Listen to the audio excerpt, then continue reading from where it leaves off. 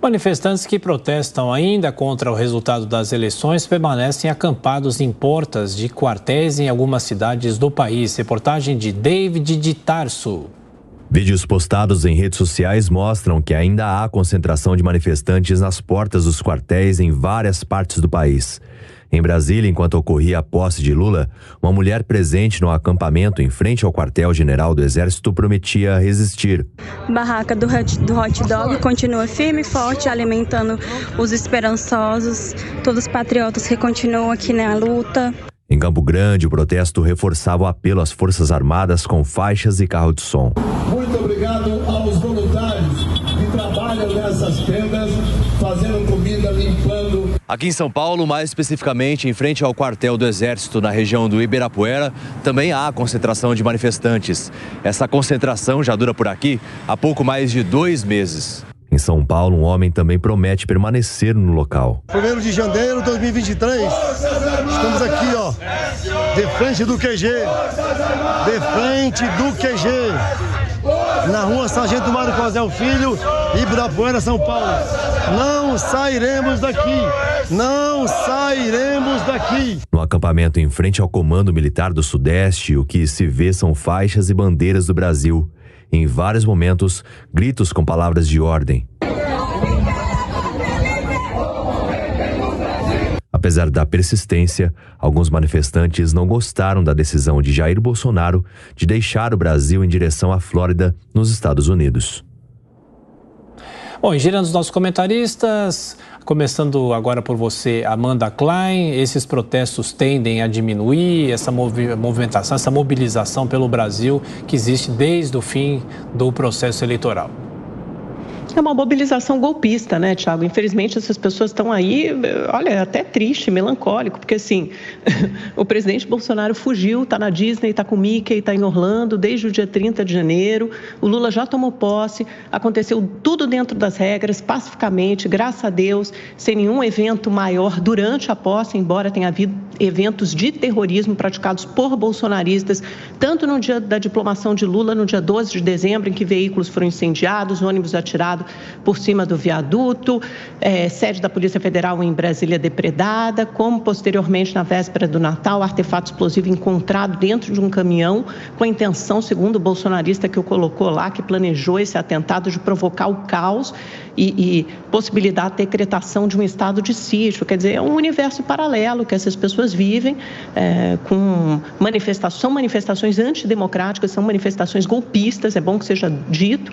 Houve um vencedor nas urnas no dia 30 de outubro, no segundo turno, embora por uma pequena margem, mas esse vencedor é Luiz Inácio Lula da Silva. As urnas são acreditadas, são críveis, foram monitoradas tanto por agentes internos, né, o TCU, as próprias Forças Armadas e outros milhares de técnicos que acompanharam todo o processo eleitoral, como também por observadores internacionais, ou seja, são eleições justas, legítimas, críveis, e essas pessoas simplesmente não aceitam o resultado. Mas é importante dizer que essas manifestações golpistas já se reduziram consideravelmente. Tem os gatos pingados que resistem ali, enfim, acho que essas pessoas estão perdendo tempo. É triste, mas cada um faz o que quer, né? Roberto Mota, a partir de agora, como deve seguir a vida dessas pessoas que protestavam contra o resultado das urnas, contra o atual governo? Essas pessoas pediam um golpe militar? Olha, eu vou concordar com a última frase que a Amanda falou. Cada um faz o que quer. Se a manifestação for ordeira e pacífica, ela pode acontecer. Sempre foi assim no Brasil. Eu, muitas vezes, julguei que algumas manifestações populares no Brasil eram absurdas, ridículas, golpistas. Eu vi e tenho uma fotografia, pena que eu não vou conseguir mostrar agora, de uma manifestação de um partido, agora não me lembro qual é, dessa constelação de partidos comunistas e socialistas, né, que a Amanda insiste em dizer que é besteira, comunismo e socialismo são fantasmas, mas enfim, Existe uma fotografia, eu tenho guardada aqui no meu acervo, foi publicado na grande mídia, de uma manifestação. Esse grupo saiu na rua e numa bandeira que eles estavam com ela e foi fotografada, eles pediram a ditadura do proletariado. Ora, se isso não é uma manifestação golpista, eu não sei o que é. Mas eu respeito o direito, né, dessas pessoas de dizerem isso, porque nós vivemos numa democracia onde, até pouco tempo no Ocidente, se considerava o direito à liberdade de expressão como um direito extremamente amplo. Não é absoluto, é evidente, a gente sabe disso. Não é possível fazer apologia de crime, não é possível fazer divulgação de pornografia infantil, essas restrições que todo mundo conhece. Mas divulgar a sua visão política, por mais absurda, ridícula e fora de moda que ela seja, a gente viu ontem, por exemplo, né, quem viu a fotografia da esplanada dos ministérios, viu que estava quase todo mundo vestido de vermelho. Vamos fazer um teste aqui entre nossos espectadores. Qual é a ideologia onde as pessoas se vestem todas de vermelho? Vamos lá. Será que é a democracia? Será que é a república? Será que é o Estado de Direito? Não. É socialismo, são os regimes socialistas e comunistas. São regimes cujas primeiras providências são coibir as liberdades individuais. Nem por isso eu chamei aquelas pessoas que estavam vestidas de vermelho ontem lá de golpistas. Eu acho que é muito importante que os nossos atos sejam coerentes com as nossas palavras. Amanda, ou vale a liberdade de expressão, ou então só vale aquilo que a gente considera que é correto e justo. Desculpa, Mota. Manda de novo, rapidinho. Não, eu só queria fazer uma pergunta ao Mota, porque ele fala tanto em comunismo e socialismo, dizendo que uma cor vermelha é golpista. Não tem nada de golpista, é a cor de um partido, né? Nos Estados Unidos, por exemplo, o vermelho é do Partido Republicano e o azul é dos democratas, é o contrário. Então, é simplesmente a cor de um partido político, não quer dizer comunismo ou socialismo, mas tudo bem. Eu posso até reconsiderar meu pensamento, meu raciocínio, Mota, se você me apontar com uma data fática de quando o Brasil viveu um governo comunista. Você pode me citar o governo e uma data? Amanda, o Brasil já teve vários episódios de governos totalitários. Ainda não teve um episódio de um governo comunista. Isso não quer dizer absolutamente nada. A Rússia, antes de 1917, nunca tinha tido um episódio de um governo comunista, embora vivesse sob o regime totalitário do czar.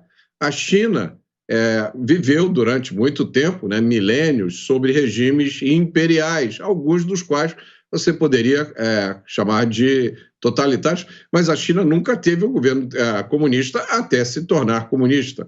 A mesma coisa vale para Cuba. A mesma coisa vale para a Venezuela. Eu acho que talvez o que esteja em discussão aqui seja um entendimento, né, de como se instala, o que é e como se instala um governo comunista.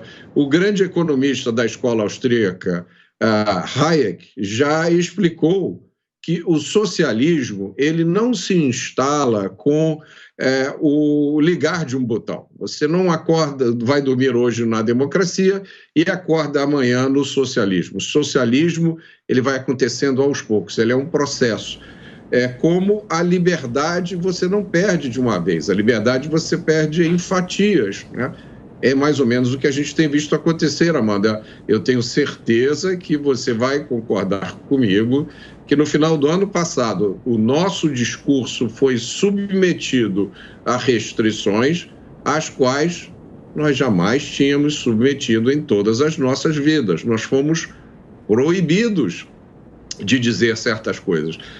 Eu não acho que isso seja uma coisa razoável. Eu não quero proibir você, Amanda, de dizer nada. Pelo contrário, acho que você tem o direito de dizer o que você quiser. Se eu, por acaso, discordar, eu vou sempre discordar, da mesma forma que você discorda comigo. Depois, quando a gente se encontra, a gente conversa amigavelmente, toma um cafezinho junto aí no estúdio da Jovem Pan, né? Essa é a minha concepção de democracia. Eu acho que na democracia, algumas pessoas sempre vão dizer coisas absurdas, né? Tanto de um lado quanto do outro. É impossível a gente legislar bom senso nas pessoas, né? Especialmente quando existe poder envolvido, né? O poder, ele embriaga, o poder, ele leva a excessos. Então, essa é a minha convicção, é simplesmente isso. Eu não estou dizendo que algumas pessoas ali até não estejam pedindo golpe, não sei, não estou dentro da cabeça delas, mas existem pessoas de outro lado do espectro político que pedem a mesma coisa. Então, ou a gente respeita o direito de todo mundo de dizer o que quer, ou a gente proíbe todo mundo de dizer qualquer coisa e aí vamos ficar todos calados. Amanda, nós temos 30 segundinhos, por favor. Rapidamente, para a gente completar, porque o seu raciocínio foi longe, você citou Cuba, China, mas esses países tiveram revoluções que instalaram o socialismo ou o comunismo imediatamente. O PT ficou 14 anos no poder e não houve socialismo, nem comunismo, nem radicalismo por conta disso. Pelo contrário, Lula não é um presidente radical, ele sempre conciliou com o centro. E a prova disso é a conciliação por meio da montagem do ministério com partidos de centro e centro-direita, como União Brasil, PSD, MDB, e outros que virão. O próprio deputado Ricardo Barros falou aí, parte dos deputados do PP, que está até do PL, do Republicanos,